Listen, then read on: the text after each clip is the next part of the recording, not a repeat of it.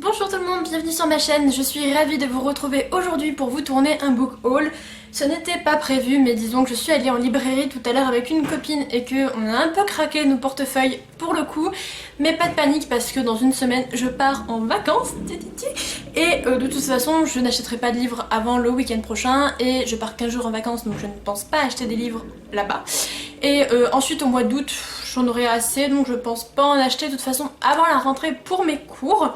Donc j'ai acquis une dizaine de livres mais j'en ai déjà lu certains parmi eux donc finalement ça va aller assez vite pour les lire. Le premier livre que je vais vous présenter, il s'agit de Tous nos jours parfaits de Jennifer Niven. Alors là bien sûr ça ne vous dit rien mais la couverture VO c'est All the Bright Places. Donc ça c'est pas la couverture définitive, c'est la couverture de service de presse puisque le livre sort le 17 ou le 19 septembre, c'est un coup de cœur. En tout cas je pense que c'en est un.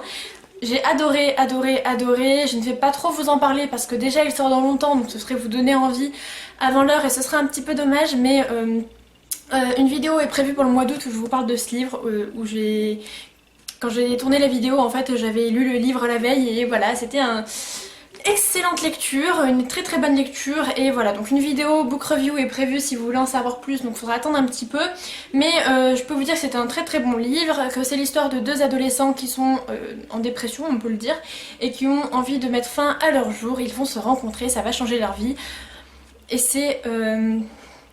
ça brise le cœur, voilà, c'est un coup de cœur et j'ai hâte qu'il sorte en France.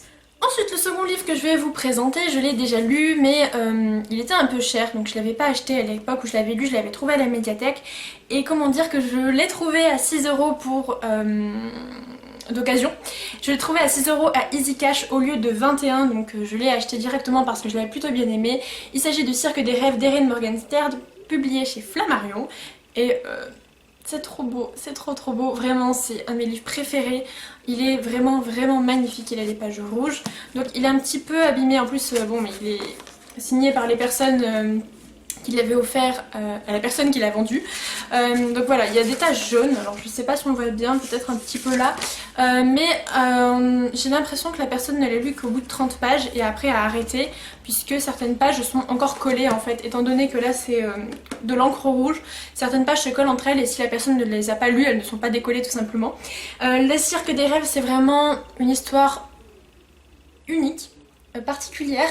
C'est une très très belle histoire, assez difficile à résumer, ça se passe je ne sais plus vraiment quand, en 1900 je crois, 1900, 1890 à peu près dans ces eaux-là. C'est vraiment une époque que j'adore et la thématique du cirque est très bien abordée, c'est un coup de cœur et je vous le recommande. Je vous mets ma book review là en info si jamais vous voulez aller la voir.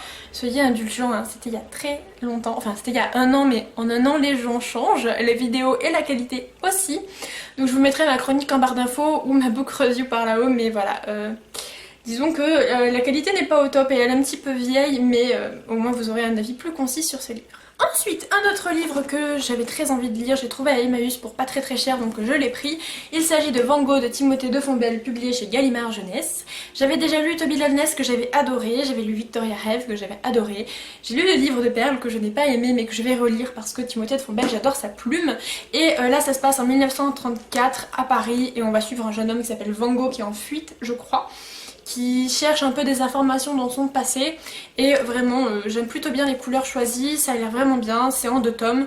Je fais vraiment confiance à l'écriture de Timothée de Fombelle, en plus il y a des petits schémas comme ça je suis en train de voir. Donc on verra bien, il est prévu pour ma palle du mois d'août donc je vous en reparle très prochainement. Ensuite alors là je vais vous présenter un truc mais vraiment phénoménal. Il y a 2 ans, quand j'ai été partenaire, enfin au tout début avec Gallimard Jeunesse, j'avais reçu Animal de Victor Dixon et certaines autres personnes avaient reçu Les Fiancés de l'hiver. C'était notre tout premier SP Gallimard et je me souviens j'avais adoré Animal. J'avais fait une chronique ou coup de cœur et l'auteur avait bien vu que j'avais vraiment adoré. J'ai eu la chance de rencontrer l'auteur au salon du livre de Montreuil et il est tout simplement adorable, il est formidable. C'est d'ailleurs lui qui a publié Phobos, qui est un gros succès en ce moment et dans le mois l'auteur m'a contacté pour savoir si je voulais lire en service de presse le tome 2 de Animal.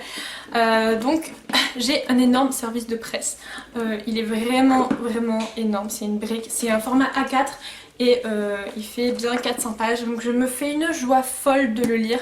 Je pense que je vais le commencer dans la semaine, mais vraiment merci énormément pour cet envoi parce que Animal était un très gros coup de cœur et c'est avec un immense plaisir que je vais lire ce second tome. Ensuite je vais vous présenter ma lecture actuelle qui m'a été envoyée des éditions L'École des Loisirs. Les Écoles des Loisirs m'ont contacté il y a peu pour savoir si je voulais recevoir et lire et donner mon avis sur certains de leurs livres. Et pour tout vous dire, je me suis sentie toute drôle parce que l'École des Loisirs, c'est des livres que je lisais quand j'étais petite, auxquels j'étais abonnée.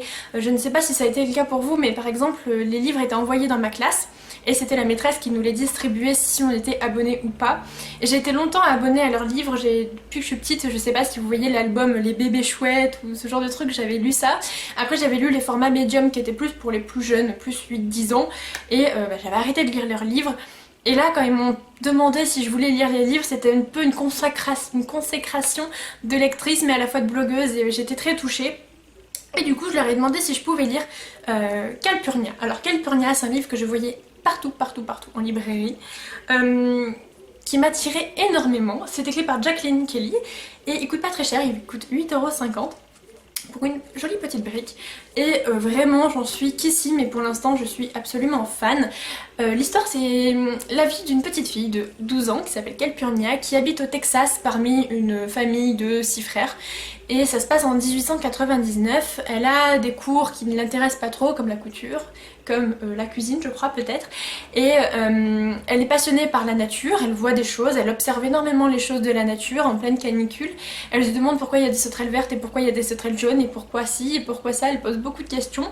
Elle remet tout dans son carnet et alors qu'elle pensait que son grand-père se fichait d'elle, dans le sens où il l'ignorait complètement, et ben son grand-père va voir qu'elle s'intéresse aux mêmes passions que lui et il va la prendre sous son aile. Et voilà, ça va être l'histoire de cette petite fille. Pour l'instant c'est génial.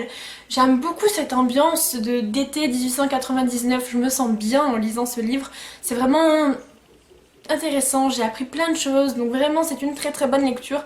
Malgré le peu de pages que j'ai lues, c'est-à-dire 76, je ne peux que vous le conseiller. Je sais que Hajar l'a acheté il y a pas très longtemps et je lui avais dit que j'aimerais beaucoup avoir son avis, mais du coup je peux le lire et je suis vraiment ravie.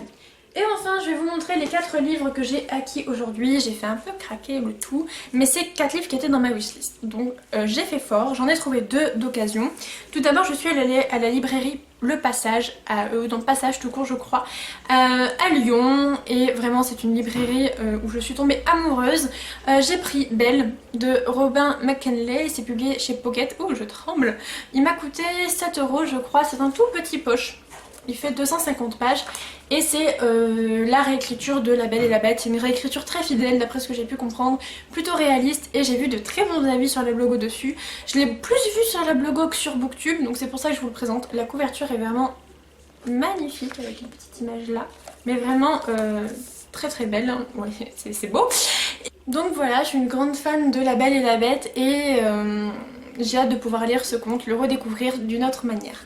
Ensuite, j'ai acheté Les Mondes des Whelan, le premier tome, Les Tentacules du Mal, de Pierre Bottero, publié chez le Livre de Poche.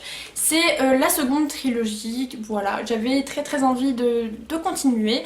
Et j'ai trouvé encore les éditions Poche magnifiques, donc je les ai prises. Et vraiment, je ne suis pas déçue, j'ai vraiment hâte de le découvrir et de découvrir cette nouvelle histoire, sachant que la carte, d'après ce que j'ai pu voir, s'est agrandie. Je vais vous montrer ceci, mais à la base, vous n'avez que la carte de droite et maintenant vous avez aussi celle-ci, donc c'était vraiment cool. Il me reste donc 2 livres à vous présenter. En fait en ce moment j'ai très envie de voyage. Je sais pas si ça s'est ressenti dans mes articles sur le blog, mais j'en ai fait un en tout cas consacré à ça. Et j'ai envie de prendre mes baskets, prendre un sac à dos et me casser. Du coup j'ai choisi de lire Wild de Cheryl Strayed, publié aux éditions 10-18. C'est un joli petit pavé et c'est l'histoire d'une femme qui a une vie un peu pourrie et décide de partir, de tout plaquer et de faire une randonnée de 1700 km sur les crêtes du Pacifique. J'en ai entendu de très bons avis et je me suis dit que pour le mois d'août ça serait une très bonne lecture, ça me permettrait de me dépayser et voilà, de lire ça en vacances, ça me permettrait un peu de concrétiser cette envie de voyage que je ne peux pas faire pour l'instant mais que je souhaite faire un jour. C'est exactement le type de voyage que j'ai envie de faire, c'est-à-dire partir par moi-même et pas de partir dans un hôtel, dans une ville. C'est vraiment pas mon intérêt, j'ai vraiment envie d'être au cœur des choses et voilà, j'ai très envie de découvrir ce roman-ci. Enfin, le dernier roman que j'ai acheté, en fait, c'est juste que quand je l'ai vu d'occasion à 15 € au lieu de 20, j'ai pas pu j'ai pas pu m'empêcher de le prendre, surtout j'en ai entendu d'excellents avis. Il s'agit de Aeternia, le premier tome, La marche du prophète de Gabriel Katz, publié aux éditions Scrinéo. C'est de la fantasy, c'est l'histoire d'un homme qui est un jeune... Comment on appelle ça? Il est pas jeune, hein. C'est un champion d'arène qui a une quarantaine d'années et qui a deux fils qu'il a très peu vus. Il va décider d'aller s'en occuper dans une grande ville. Il va rencontrer un convoi de religieux, comment on appelle ça? Un culte itinérant un peu étrange et il va se retrouver dans cette histoire. Alors comme ça le résumé me tente pas spécialement, mais vu les bons avis, j'avais envie d'un peu de fantaisie en ce moment, donc ça me permettrait de voyager également. Et voilà, ce book haul est terminé, je suis ravie d'avoir pu vous le faire. Finalement il n'y avait pas tant de livres que ça, sachant que certains je les ai déjà lus. J'espère qu'ils vous auront plu et voilà, je pense que ce sera le dernier book haul avant la rentrée et les livres de la rentrée scolaire ce seront des livres de cours.